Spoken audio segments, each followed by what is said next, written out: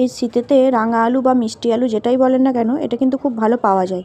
আর এটা কিন্তু প্রচণ্ড হেলদি, বাচ্চাদেরকে আপনারা এটা কিন্তু খাওয়াতে পারেন।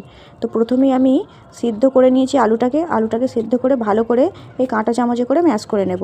এবার একটা অন্যদিকে ফ্রাই প্যান বসিয়ে ওর মধ্যে ঘি দিয়ে আমি কিছুটা ড্রাই ফ্রুটস এটাকে ভেজে নেব। ড্রাই ফ্রুটসটা ভেজে আমি এটা একটু হালকা ফ্লেভার হয়ে বেরিয়ে গেলেই আমি এটাকে তুলে নেব। এবার ওর মধ্যেই আমি এটাকে তুলে নিয়ে ওর মধ্যেই আমি এই সেদ্ধ করা আলুটা দিয়ে দেব। এটাকে ভালো করে আমি অনেকক্ষণ ধরে এটাকে নাড়াচাড়া করব।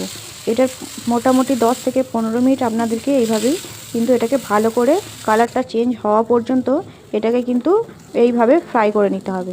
এরপরে আমার কালারটা চেঞ্জ হয়ে গেছে, এর মধ্যে আমি কিছুটা এলাচ গুঁড়ো এবং ড্রাই ফ্রুটটা দিয়ে দিলাম। এবারেও এটাকে ভালো করে নাড়াচাড়া করে নেব। এবার নাড়াচাড়া করে এর মধ্যে আমি এখানে দিয়ে দিলাম পরিমাণ মতো চিনি। আপনারা যে যেমন মিষ্টি খান সেরকম অনুযায়ী চিনিটা দেবেন।